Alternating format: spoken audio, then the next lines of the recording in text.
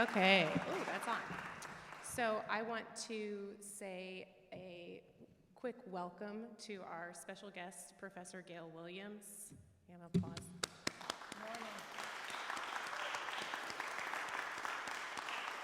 For those of you who don't know, Professor Williams is an important mentor of mine, so it's a real pleasure having her here working with all these students. This Masterclass has some special performers.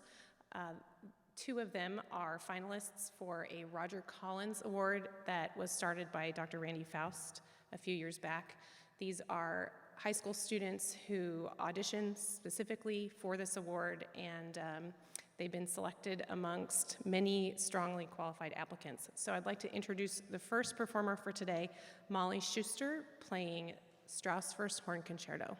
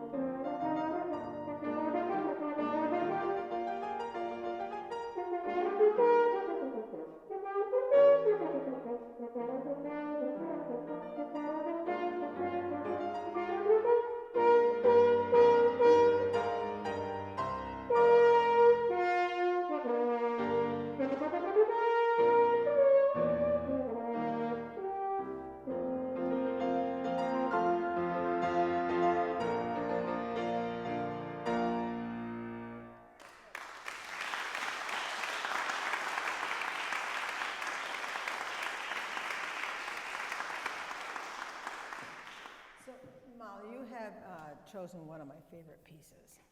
And the more I hear it, the more I play it, the more I teach it, the more I like it.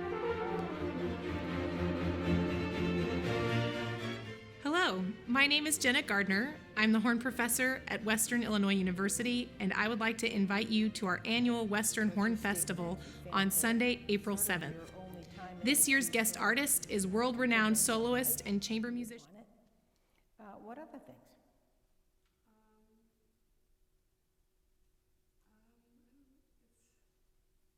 You know, you're probably what, 16, 17? How old was he when he wrote this piece? Same age. Yeah, and so he heard his dad. His dad was a really famous horn player. And he probably heard his dad playing arpeggios. Probably heard him playing scales. He was a very famous horn player, played for Wagner. And, he, you know, so Franz Strauss basically was giving all these ideas of, oh, I bet you that would sound really good in a theme. Oh, there's an octave jump. Oh, then it's a triad, you know, at the very opening. So he probably heard his dad practicing, got some ideas how to play the music and write the music. So thinking fresh ideas. Let's play the fanfare again with this young ears like, wow, my dad is playing an arpeggio, okay?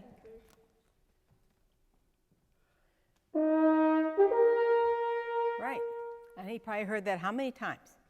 Many, right? Go ahead and do it again. Right, now continue.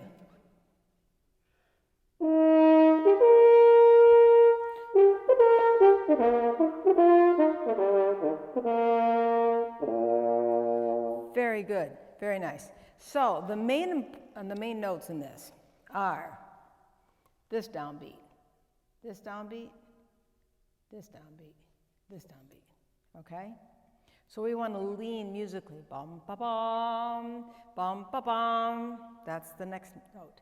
Da da da, da da da, da da da. So we have points of reference to go to, right?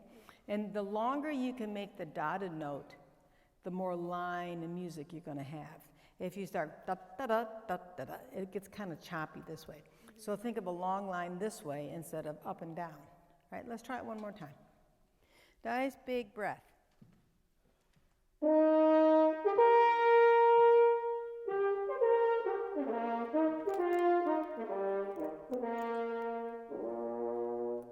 Correct, yes. And I think that has a lot more shape, all right? I'm gonna try something. How about standing up? It's just a little different, but you stand, right? And just get really, really comfortable and bring the horn to you, because I think you're kind of doing this a little bit, all right? And getting a really comfortable position with your hands. And maybe making this just a little bit straighter. I like having my little finger always touching. So it just changes the intonation a little bit. So let's try that.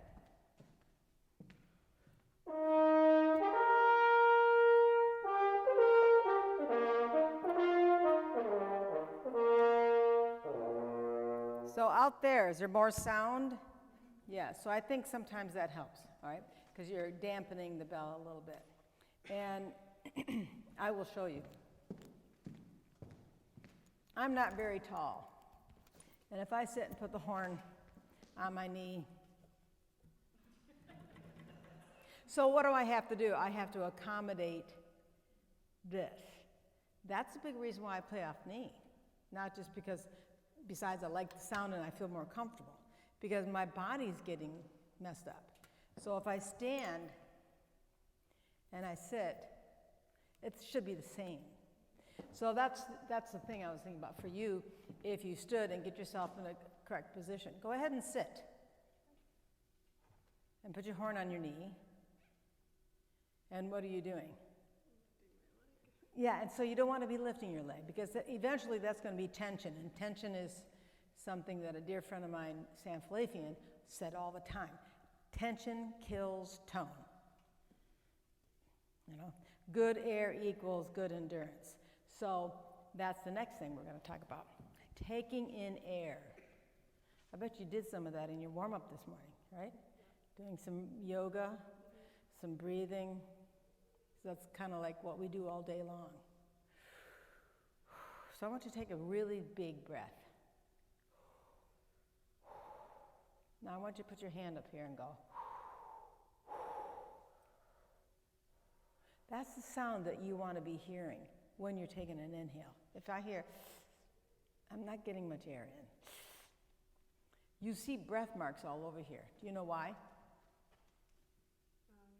For phrasing and to get good air through. Actually, these are breath marks that Strauss put in for his father because his father was not a healthy man. So these are possible places to take a breath. And so you don't need them all. You could take a little bit more. But the fact is, I think you need to take in more air all the time. And you're not 6'2". I'm not 6'2".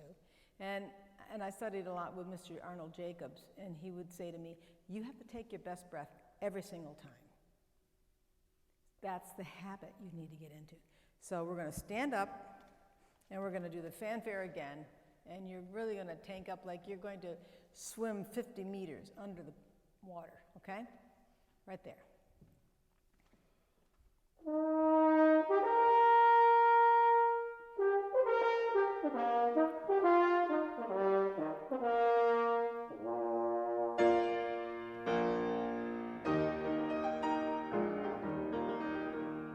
Breathe, breathe, breathe, breathe.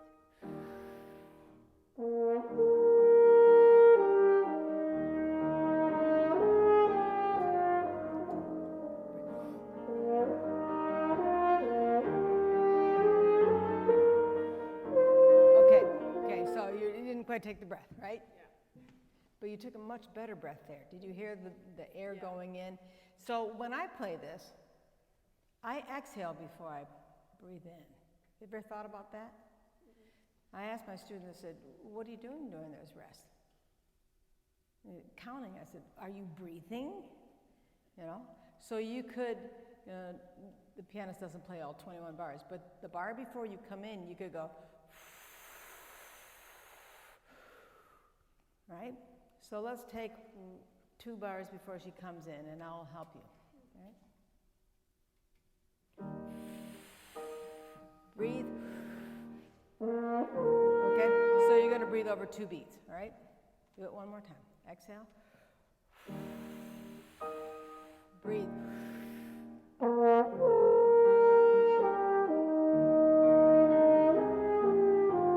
Breathe. And keep going, keep going, keep going, keep going. Good, breathe. Good.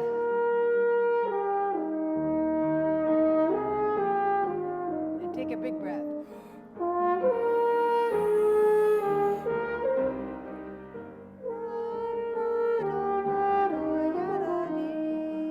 Very good, Molly. Very, very, very nice. Very good. Yeah. What happened there? What happened there? Your brain went, oh, here it comes. Right? We all have that here it comes moment. Instead of going, oh, here it comes, he goes, say, here it comes. Okay? Can you play it on your mouthpiece? Do you ever do that? Start there. 1, 2, 3, 4, 1.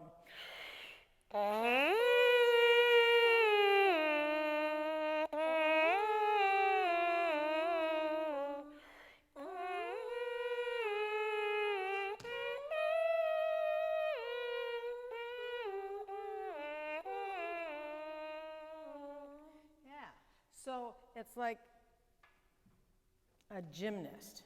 It's like a diver. If their takeoff isn't quite right, it's really hard to stick the landing, right? So if your takeoff, da-dee-da-dum-dum, if that note isn't as good, or the best thing you can do, the high B flat is like, oh, right? So you really need to prepare.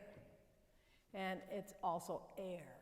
So taking a really big breath there, taking a really big breath there. I think it's hard to take a breath there because it's that. So if you can really tank up as much as possible. I've been known to take one of these because it kind of rephrases it, all right? Let's take the second time. And we're gonna exhale. Ball, okay? All right, 1, 2, 3, 4. Go ahead, exhale. 1, 2, 3, 4, 1, inhale.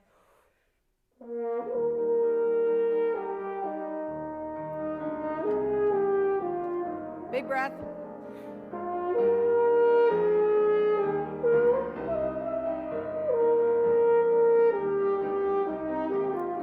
Good, keep going. Very good. 1, 2, 3. And a really big breath. And another breath. Save. Da, da, da. 1, 2. Big breath. And a big breath here.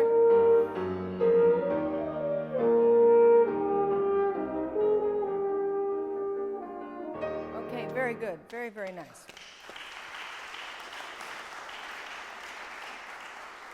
So, the upper range is something that we have to develop. That's like you would not go out and run a 10K race without having run a 5K race, right? You wouldn't try to do 50 push-ups if you haven't done 10. So tell me about how you're approaching the high range.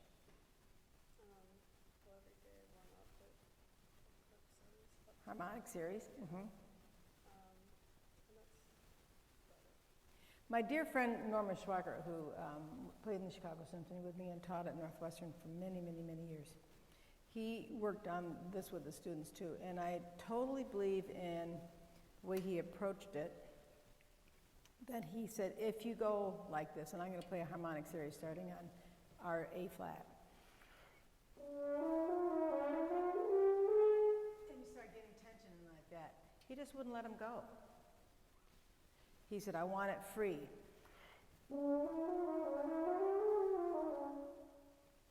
So let's just do that. We're going to go 2 and 3, F horn, and you're going to play do, re, mi, fa, sol, and back down, all right?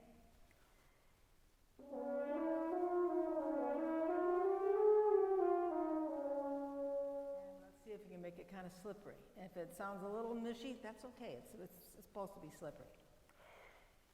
Okay.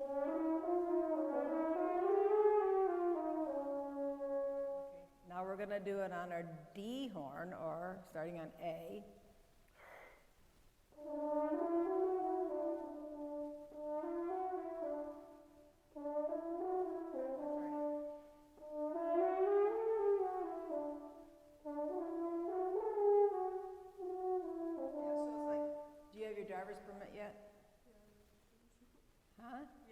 Okay, so when you have to go faster, or you want to go faster, you do what? Accelerator. So this is your accelerator. You just add a little bit of speed of air, okay? Do it again. And go up all the way up to sol. Right, and that's pretty easy for you, right? Keep thinking about putting a little bit more speed of the air. Don't think about it's the speed of the air, right? And blow down. Use your first valve, which is our E flat horn. Mm-hmm. So we're going to go do, re, mi.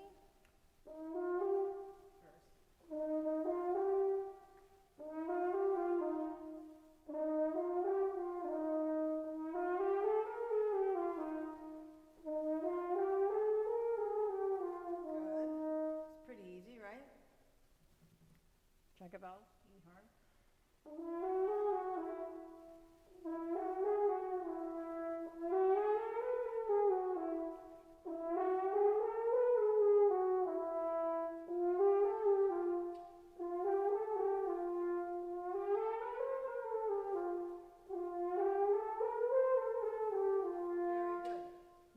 flat 2 and 3.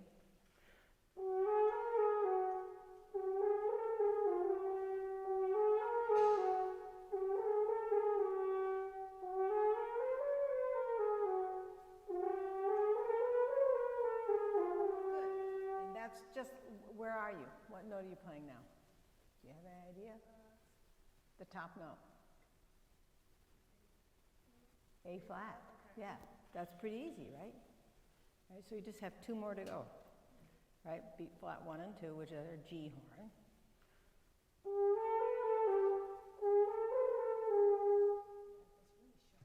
Are you playing B flat horn? But you, yeah.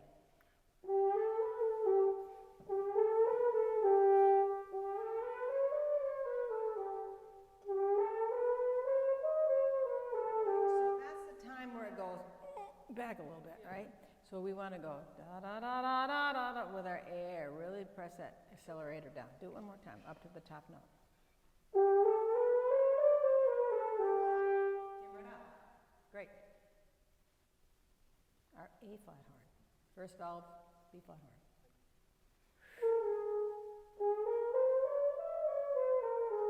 you go. So you kind of back off a little bit. Do it again and speed up the air like you're going to whistle really high. There you go. All right. So now we're just going to play from this D. All right. Well, let's start here. Let's go from this B flat.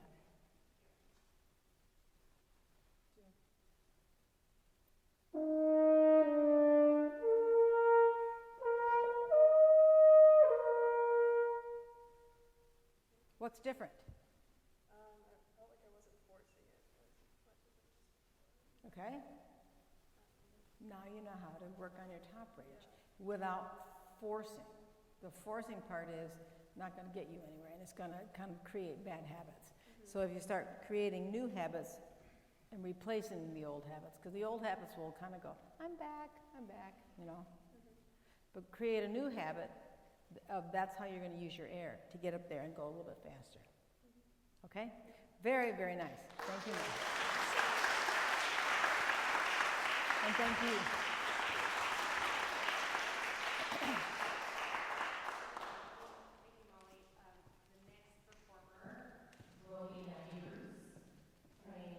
Horn Concerto number 3. Come on up.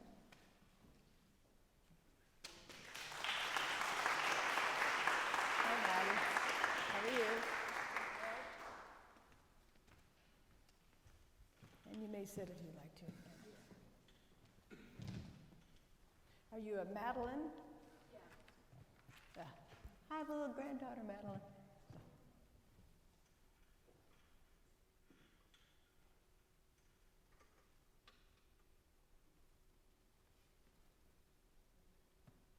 Oh, you're on a tuning note?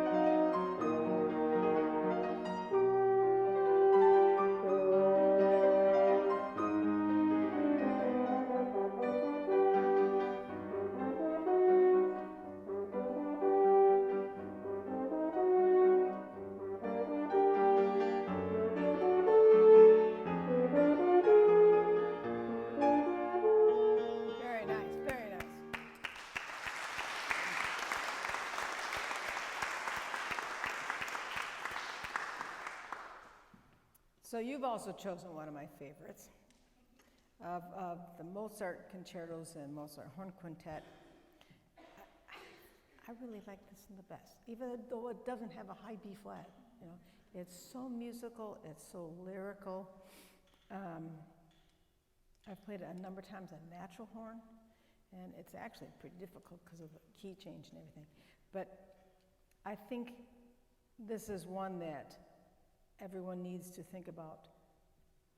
Music direction. Have you ever heard of an appoggiatura? Have you heard that word?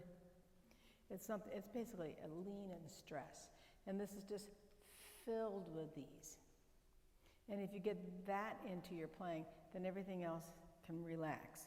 Because I feel like everybody should realize that music has to be shaped like a rainbow. It can be in a pianissimo rainbow, it can be a fortissimo rainbow, but it has to have some kind of direction and then release.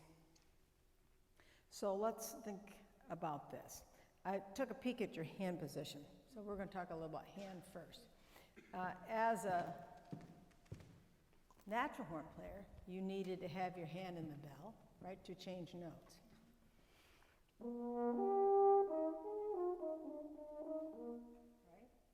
And where you have your hand, you would have to move in it a whole bunch. So let's adjust your hand position. Is it okay if I touch your hand? So there are many different ideas of hand position. These come from my teacher, Mr. Covert, but you also can go look in the books by Barry Tuckwell, Gunther Schuller. Put your hand, with your thumb here, okay? So if you turn it up like this, you could hold about a quarter, you know, maybe a third of a cup of water, and then dump it out, right? And so when I play the horn, I want to have my little finger down. If I don't have it down, I'll just play a second like G. It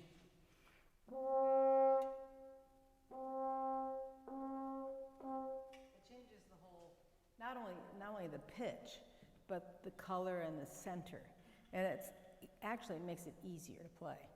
So let's see where you are with your hand. Here, yeah. So you're really not using it a lot. So I would put it in there. Okay. All right, let's see what happens. So it's pretty straight, and your little finger's touching here. Yeah. So just play a second line G for me. Bum. Okay. Now, put your hand where it was. And then back down again. So it may be too close. You may have to have it out a little bit more. Everybody's hand is a different shape, you know, and we have to adjust our hand for our instrument. So I want you to think about the intonation that way. So you may have to push in just a little bit for that, especially here, I think. In thinking that, let's play the opening theme. All right, so maybe 2 bars before she comes in, please. And keep it a little bit straighter. Yeah.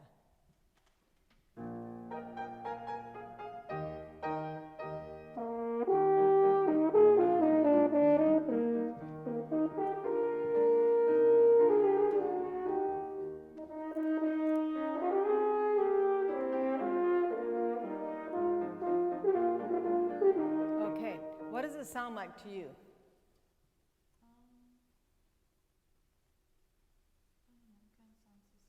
Okay, put your hand where it was before and play the same thing.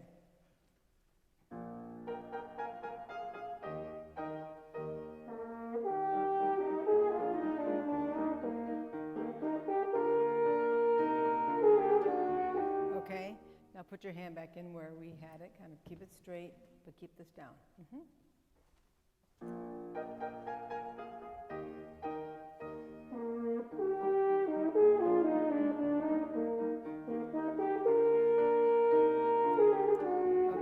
Anything different there? It's not as open sounding. I think it has a little more color in the sound for me. Was the top note any easier to kind of maintain? Did you notice that at all? Because that usually helps if you have your hand totally out of the bell. It's pretty difficult. If you just have your hand, that seems to center it a little bit easier. So you might find the articulation may work just a little bit easier for you. Okay? Now, let's go back to our leaning moments. Where do you think is one of the first places you want to make an appoggiatura or lean? Yeah, exactly, right there. So, ta-da-dum, and then you can come back, and then the phrase starts to go again to?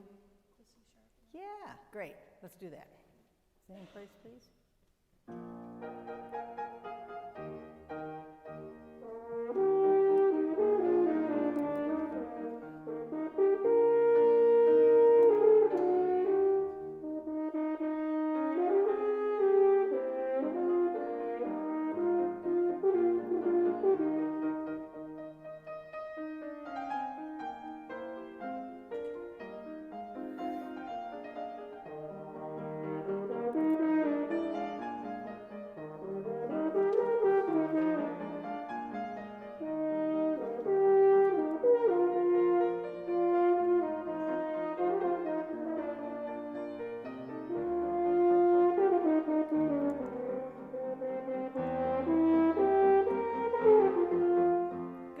So do you hear the difference?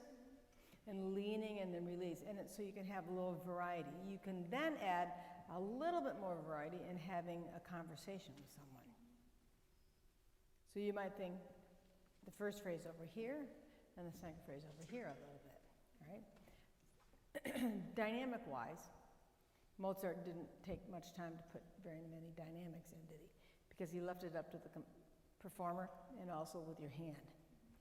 So thinking of that, it's hard for me because this is an F horn part, and it's like, whoa, right here. You have 4 notes in a row, so you'd want to really make that, you have a little, this in your music, right? Let the air do it for you. Bum, bum, bum, bum. Repeating notes, you want to make something go forward or come back. Bum, bum, bum, beam, ba-da-da-da. Right? Right there? Let's play right there.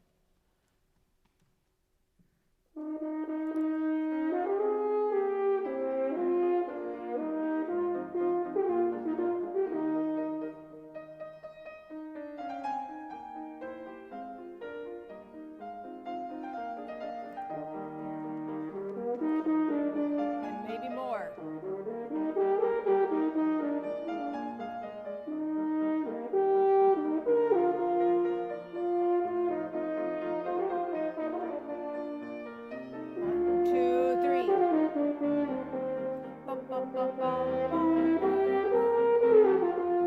Good. Let's keep going.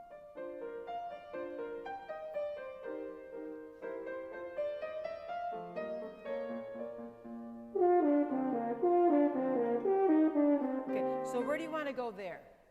Where in the music do you want to go there?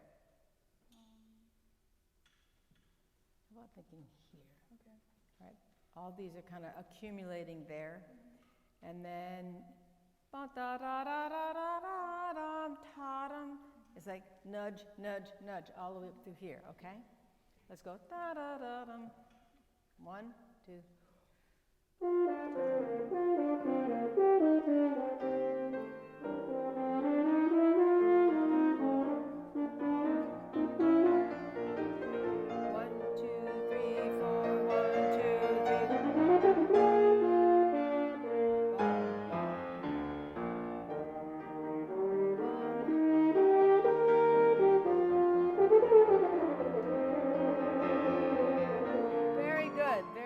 Very nice, very nice.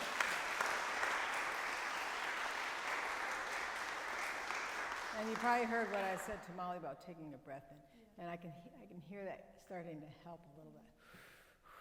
You know, breathing is something we do all day long, thank heavens, and we just need to really make sure that we're really expanding our lungs fully.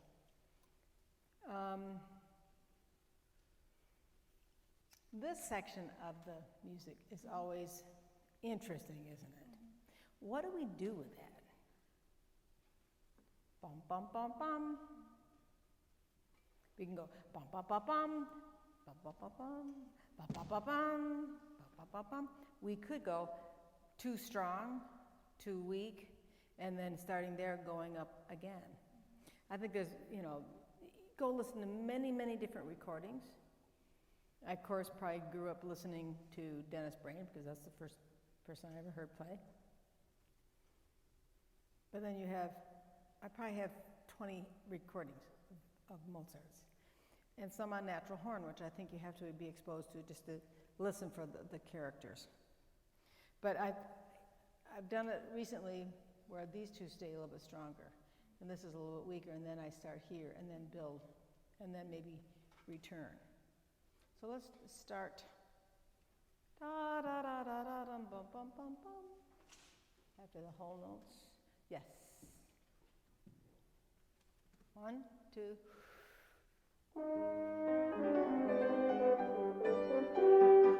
Bum bum bum bum. Less.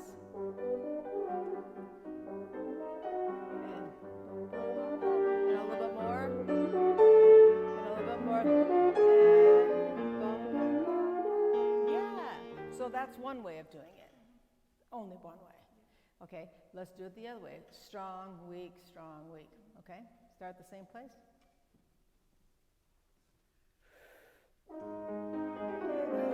Yo, bum, bum, bum, bum.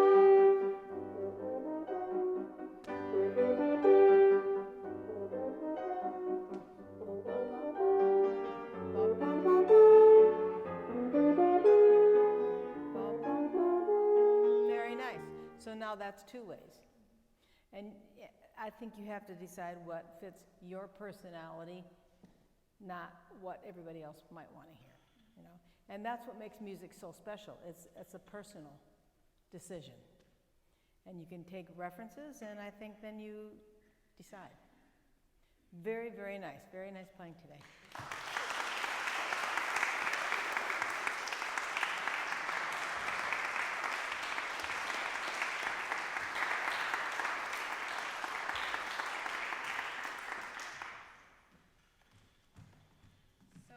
Next performer is coming up. I just want to mention for our live streaming audience that the previous 2 performers are recipients of the Roger Collins Award. If you are interested in making a donation towards continuing that award, you can text Hornfest to 41444. So we appreciate any donations. Coming up to the stage is Mr. Eric Linke, a master's degree student here at Western Illinois University, and he'll be playing the first movement of the Beethoven Horn Sonata.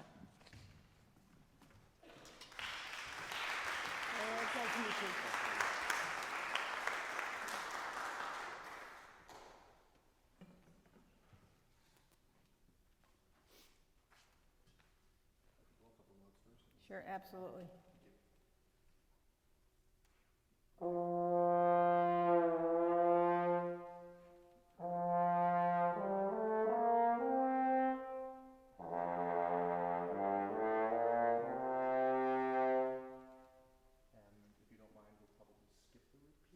Okay, that's fine.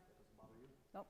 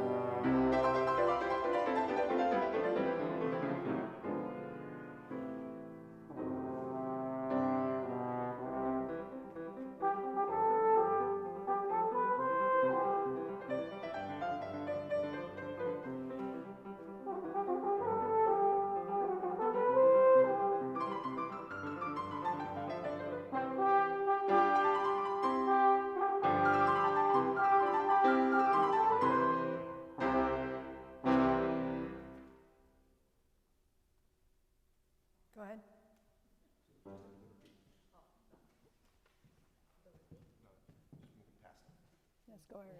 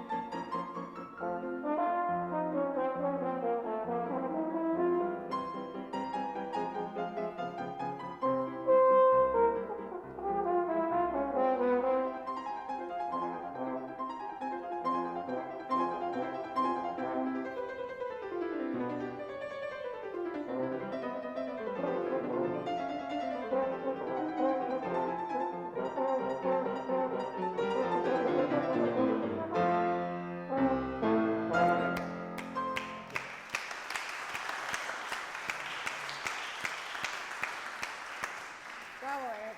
Bravo. And you've chosen one of my favorite pieces, too. That's really great. Beethoven. This is the only wind sonata that he wrote, right? So we're really lucky that he happened to have a really good friend, Mr. Punto. And if you look at all the orchestral music that Beethoven wrote, the second horn parts are just like all over the place. Well, he just did it again, you know? So we have to make sure that our low range is really warmed up and ready to work. And I think that's the challenge of this piece, because in Mozart, we didn't get to that range, mainly because of the natural horn. You stayed up in those harmonics, and yet Beethoven explored it a little bit more.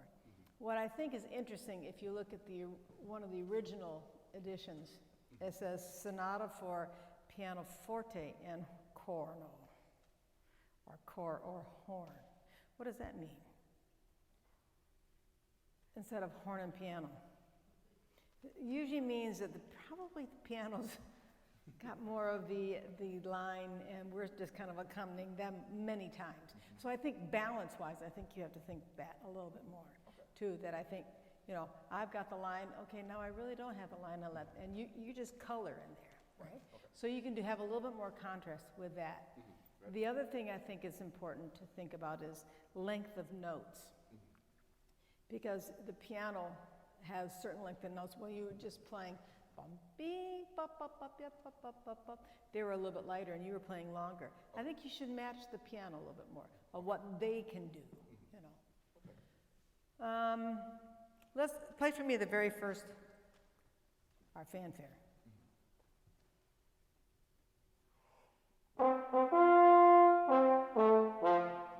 Okay, so I'm going to help you with this. I want you to think. You're going to go bum, ba, bum, and then you're going to go bum, bum, bum, and don't play the low note just yet. Just those notes.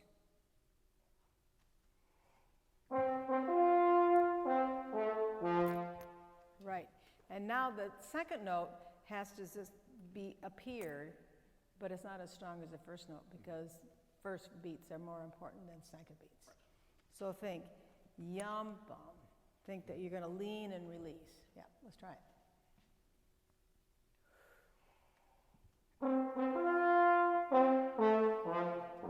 That's the idea. So it doesn't have to be short.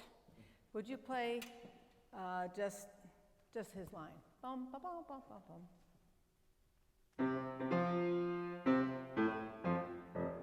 So you have to match that. So we don't have to play as short as we might need to play in an orchestra, right?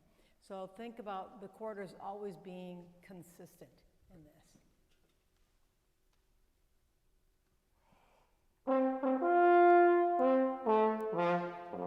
That's the idea. So you've just played, right? And if you go through many different excerpts, which we're going to do next, in Beethoven, you have all over the place, right? So those are three notes that we just have to practice a lot in our daily duties, as I call them. You flutter tongue at all? A little bit, especially with Dr. Gardner. Okay. So we're going to flutter tongue.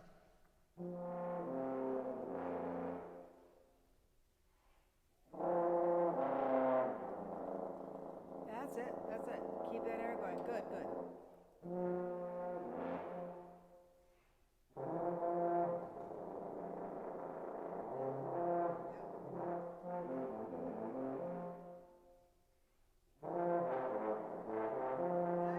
So what did you do to get the low C this time?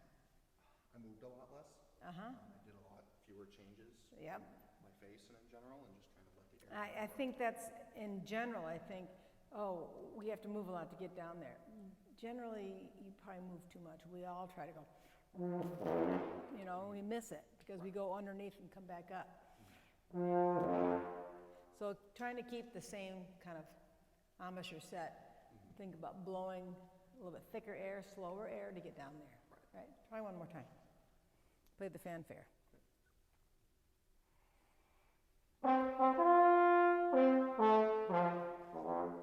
And maybe think, bowing-wise, if you look at your pianist part, she has two parts here. Cello part and horn part, right? So very likely they'd play bum, ba, bum, bum, bum, bum, bum. Bum, bum. So it's down, up, but not down, down. Right. Try it one more time.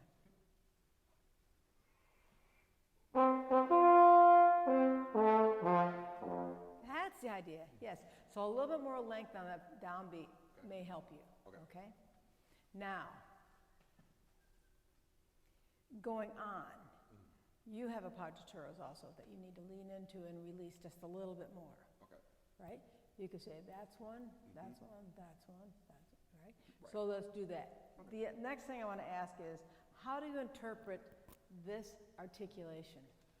I've been interpreting it as still being articulate, but being very much the full length of the note, and trying to lean more from one note to the next as I go through. Good. Can you visually see a cellist playing up, up, up, up bows? So that you have a little life in the note too? You can try it by just going on second line G. Let's say we go. Four who's. Who, who, who. Right, so there's no tongue involved.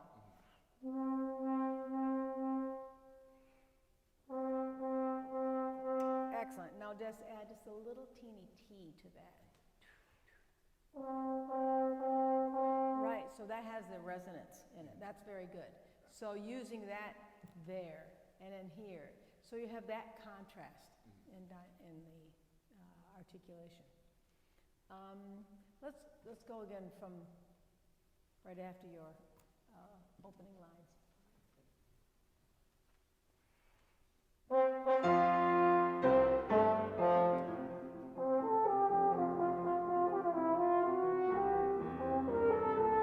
And lean.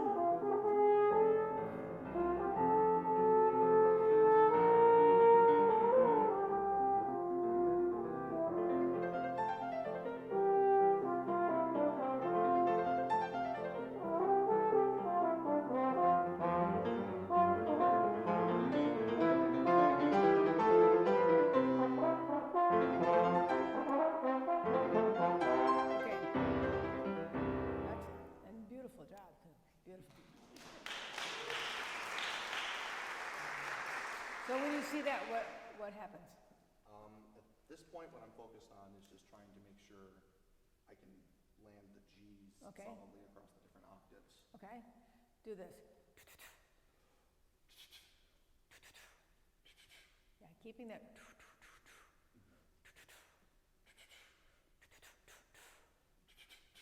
Play that. Da da da bum bum. Right. So I think you're trying to stop. Don't think about stopping your tongue. Just go.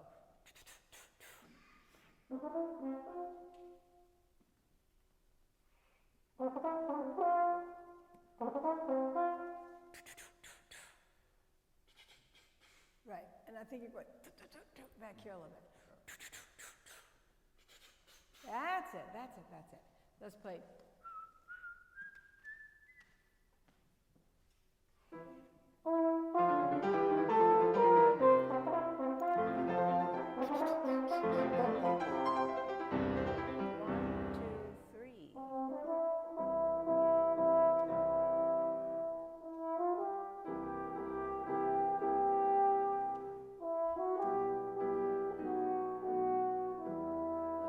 Eric, I want you to look at this. In the piano part, it's that. And in the horn part, it has all four linked together, and I think this is incorrect. Okay. There should be 2 and 2. And it works with the natural horn. Bom, bom, bom, bom, bom. Because the next time we have it, it is like that, right? Over here. It is 2 and 2. So that's something to remember. I think you can have a little different color. Okay. So one more time. Bum, ba-dum, bum.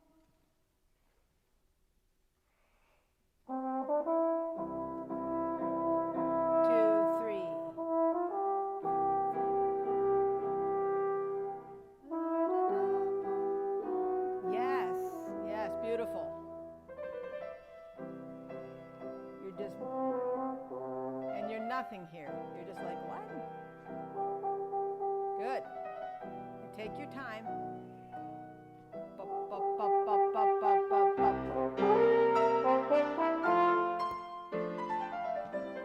Now start piano.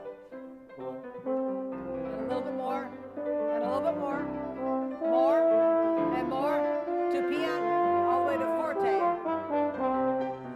Bum, bum, bum. Bum, bum, bum. Bum, bum, bum.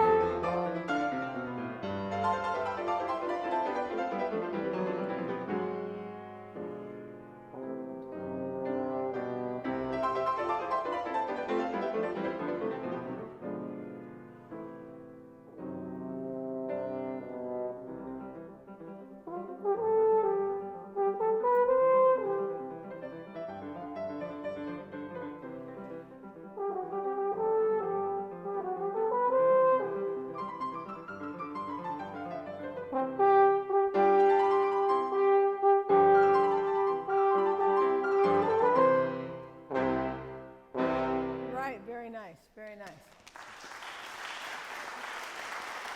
Okay. So, let's go right here where you're answering the piano. May we have over here, bum, bum, bum, bum, bum, bum, bum, bum, bum. So you get the right length. Page back, one more page back. No, wasn't one more page back. Right here. So just see if you can, we're going to start right there. Just match the piano, the length of note.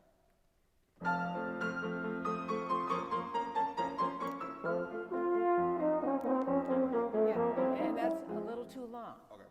So I want you to take your hand and go. That's the kind of air you need to use. The T part just follows that. Right?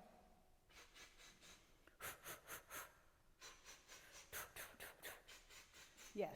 Play second line G's for me. So it's not.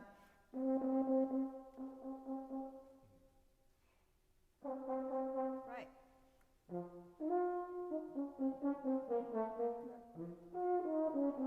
It's too long, right?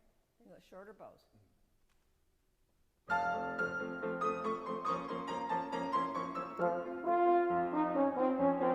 That's the idea. Listen again. Keep going. Listen.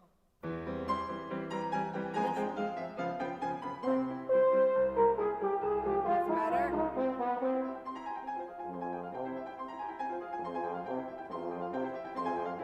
Good, very good. Okay, so what happens here? After the recap, and then we have these notes. More color notes, just kind of.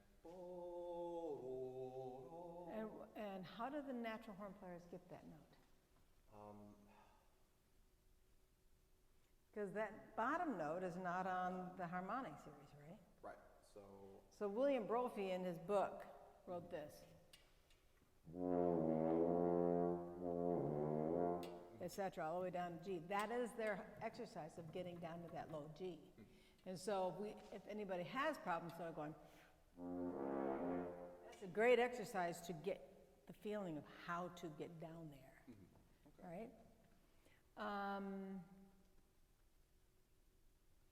I didn't explain it here, but we'll do it on this time. At 149, bum, bum, bum. Right.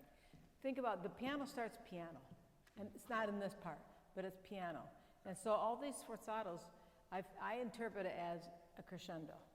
Right. Each one goes up, it comes back a little bit, the next one a little bit more. So let's go from there. Okay. A little bit more, a little bit more. Hey, come on, go.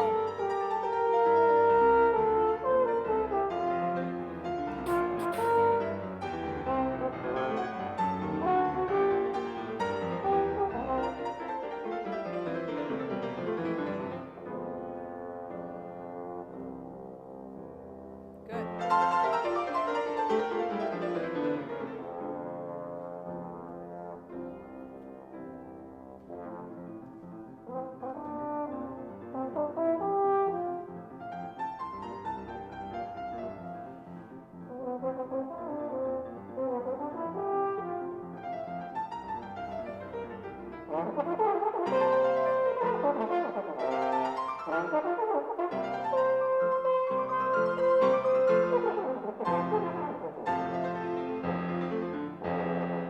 Good, very good.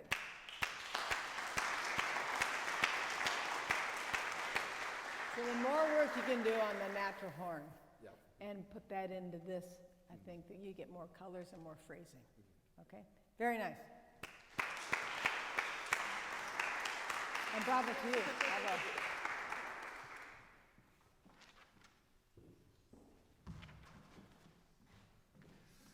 Our last performer today will be Nathaniel Parson, and he's playing orchestral excerpts. He'll start with Mahler 5, Beethoven 3, Tchaikovsky 5, and Ravel Pavan. Assume you'll want to sit down. I'm assuming you're going to want to sit. Straight down the list or one at a time? Let's do one at a time. Is that okay? Yeah. Oh, that's actually what I wanted. Yeah, it's perfect. Nice to meet you, Nathaniel. You must have really good eyesight. He's playing off his iPhone.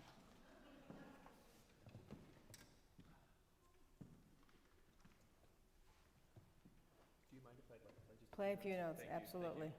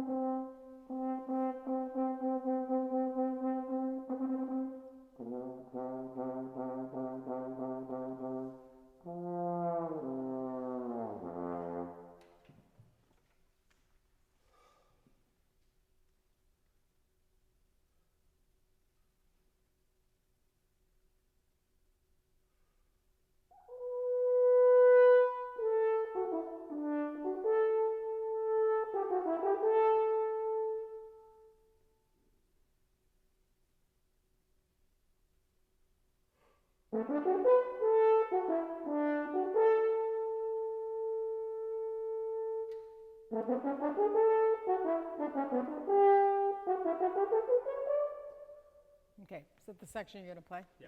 Okay, very good. This is in what movement? The third.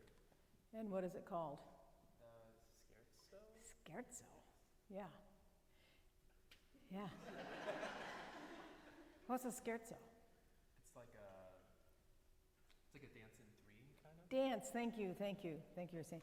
So it's the first beat that's got to be more important. Okay. Dee, da, da, da, da, da, da, right? So I want you to go on your mouthpiece. Okay. That's the first note.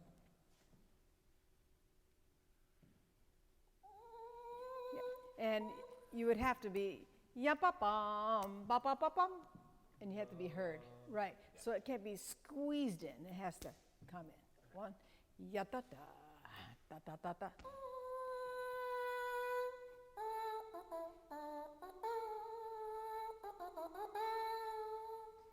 One, two, three.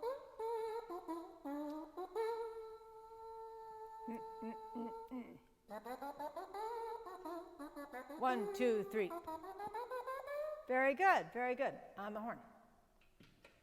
Keep that airflow going through that mouthpiece.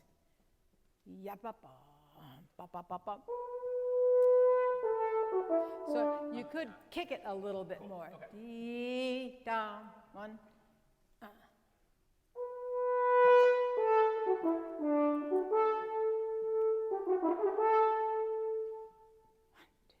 One, two. Okay, so right there I feel like yum bum ba bum bum is kind of happening. Ba ba ba bum bum ba bum bum ba bum. Keep the first beat. I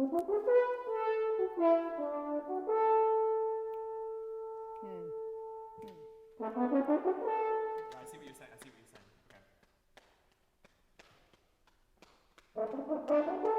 Okay. Your fingers and your tongue are just not quite lined up. Da, da, da, da.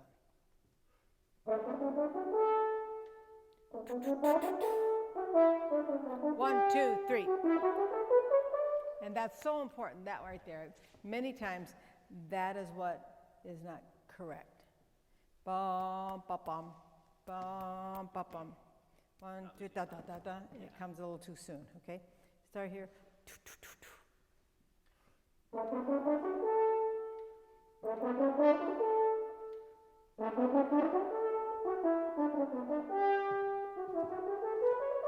Okay, that's good, Nathaniel. Now, dynamics. Right? Yeah. Fortissimo. Okay, but now, that's the idea of fortissimo. It doesn't mean you have to use more tongue. Yeah. Right? So I want you to play second line G, go. And not really increase the amount of tongue, but just increase the amount of air.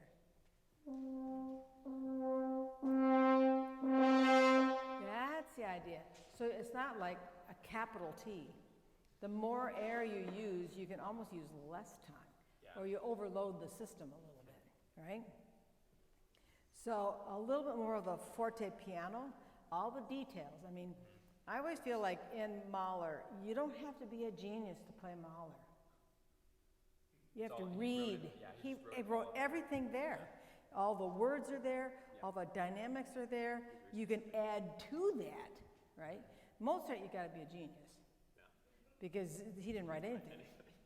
So I feel like read what he has put in there. Piano is a fortissimo, it's a scherzo, right? Not too fast. Ba ba ba bum bum, right? Da da da da. And it's, so if you start tonguing hard, it just cuts out, right? I don't use any tongue. Wow. So try that. Ha ha ha. Yep. Right, now just add a little part of the small case T. That's the idea. Right, so that's your assignment, is to figure out how much you have to use for those dynamics. Because that's the difference between all the excerpts you're going to play for me today. You have to show the difference in these composers and the style. So it can't be the same sound, it can't be the same dynamics. Mozart is one dynamic, Beethoven is another dynamic, Mahler may be up here, right? So the articulation is really important, and it can't get in the way. I thought you did a really nice job on the mouthpiece, because I did not hear this very much, a little bit. Yeah, and so you want to avoid that. Well, it just wants to go right straight through. So a little bit more air. Right. Very good, very good. On the horn. Right there.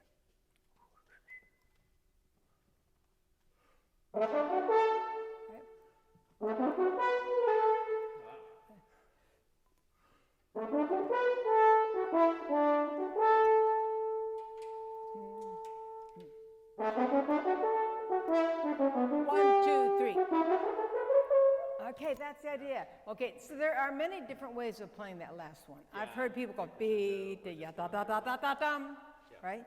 Bum ba ba ba ba ba ba ba bum. Yeah. Maybe in between. Dee dee da da da da da da dum. So you have a little bit more energy going in the middle of that, and then you can come away without being so. Yeah. Yeah. So let's play from that. Okay, your tongue and your fingers aren't quite together. 1, 2, 3. That's the idea. So now, yep, slurring it, fluttering it, all kinds of stuff. One other thing, you are moving quite a bit. This is a moving target. Be really careful. You don't have to sit like a stone, but you know, I think it's, you don't want to be moving too much.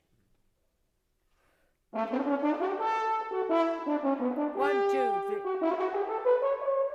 Right, and I think what you ought to do is maybe go ahead and use a little bit more air, and then you won't be backing off.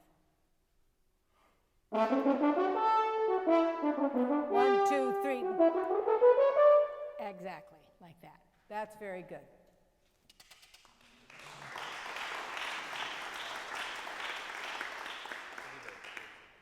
Beethoven. I have the trio excerpt. Mm-hmm.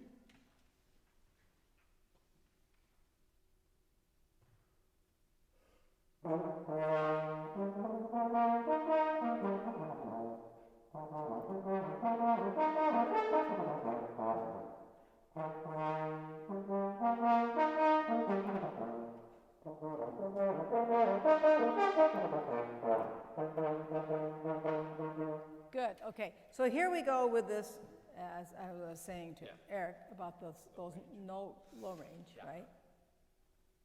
It has to be practiced just as much as your high range. That's all I practice. Yeah, and I think more slur. You gliss between those notes.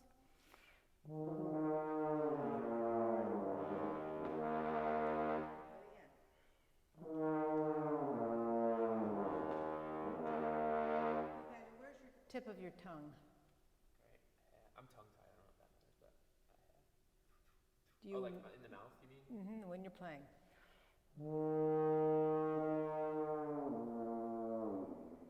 It's kind of high, actually. It's like, Okay, so that's what I thought. I'm going to take just a few minutes and tell a really good story. This is, you can, you know, I was a music ed major, and I like teaching a lot. My good friend Todd Barmesser, who's down in St. Louis Symphony, tells a story that when he moved to St. Louis, one of the airlines went belly up, so he created a new airlines. This is something for all you to tell your students. And it's called the ETP, Efficient Tone Production. And there's 2 pilots. And I said to him, he said, there's one pilot stronger than the other, and I disagree with that. I think there have to be 2 co-pilots, and they're both really strong. Can you tell me what they are? air and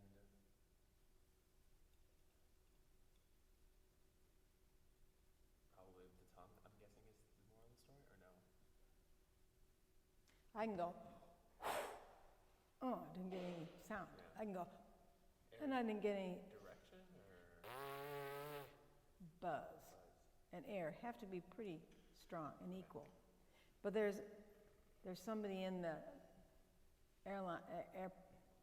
the plane that needs to go down to the ground. It's the tongue. Keep him down there. Because if you get him high, it blocks all that air. Do that. And get your tongue just relaxed and low. So if you go, yeah, you don't want to have a sound like that. Everybody go, and see where your tongue is. Right? That's a snake. Yeah. All right, so when you take your air in, it's down. Yeah, good. Now, do the same thing. B flat, F. Keep your tongue low. Right, and you just have to find out where you have to go.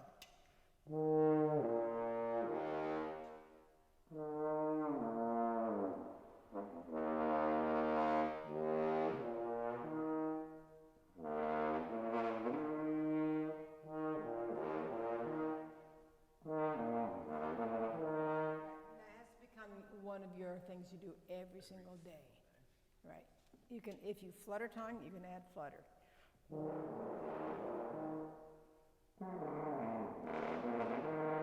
take the flutter out of the middle note.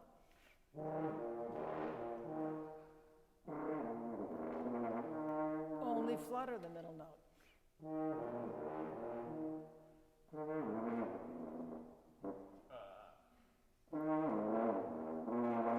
Okay, now do this. With the same kind of air. Ah, there you go.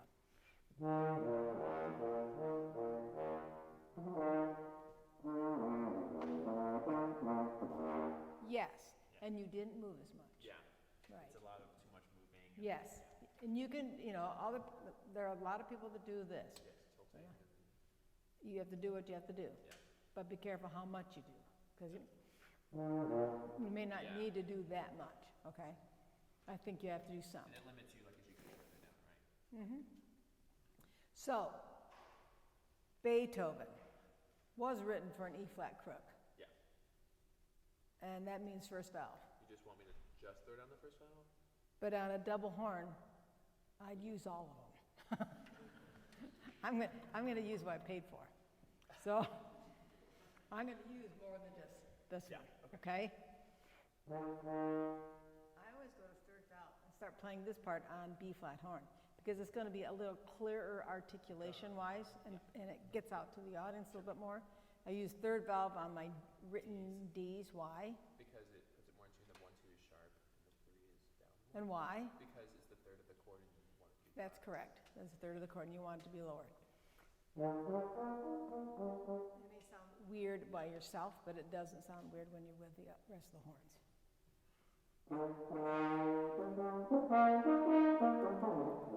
And that's a really nice rotation.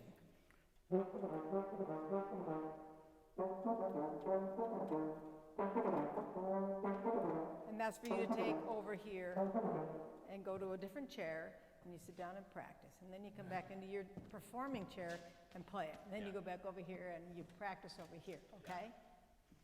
100 times. It won't be, you know, and then you do this one.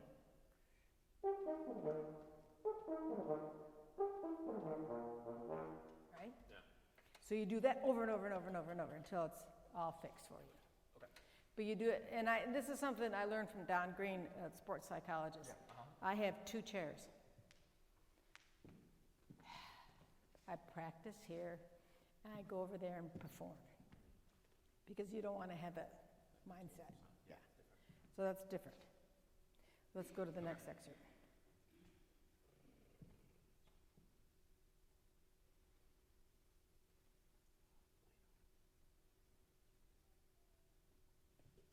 Track 5.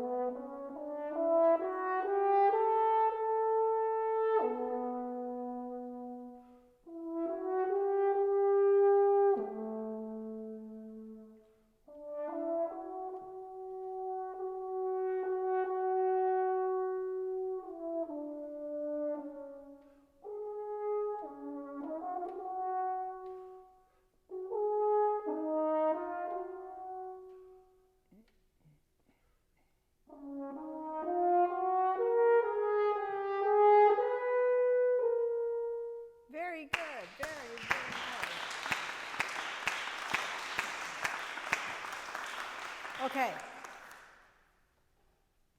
So, what were you thinking while you were playing this? Okay, this is really weird. I do have imagery. I think about like a girl that's like in her, like she's probably like laying on her bed or she's in her garden and she's like picking the flowers, like he loves me not, and she's singing to herself, but it's like for like nature or the world, but like no one hears her but her, it's just her to herself. It's like she's the only one on stage. Good for you. Yeah. Good for you. Because you were playing music. You were telling your story. And I think that's so terribly important for everybody to realize you have to have your story. Whether you agree, I agree with that, I don't know, you know. But I think it's really important, and it was by far the best you played because you probably had this image. Yeah. And you weren't thinking about, oh man, I gotta play track 5. Yeah. Oh yeah, I gotta play low.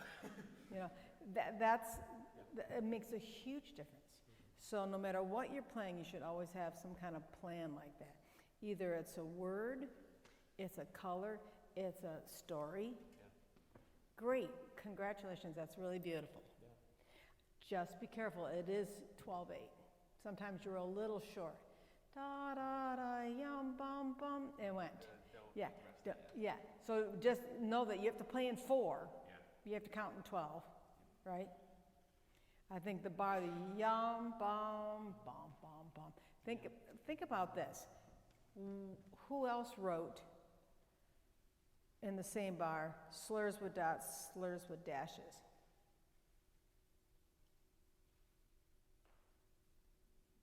Yeah, not many people.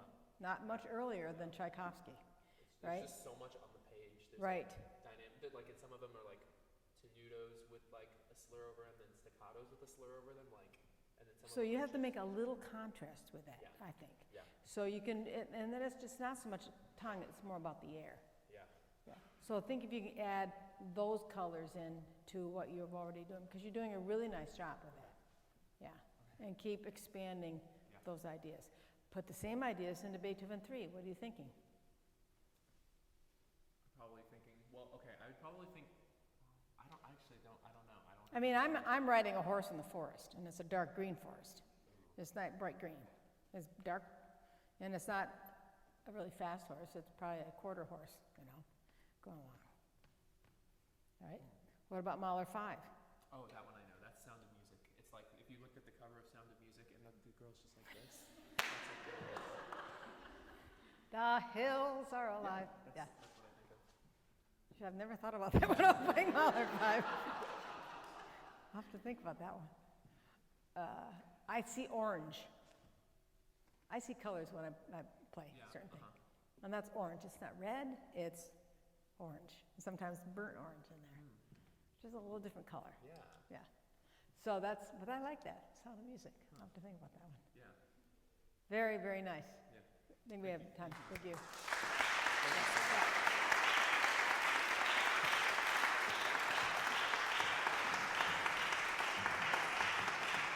Can we get special applause for Professor Williams for her teaching today? Yeah, my pleasure.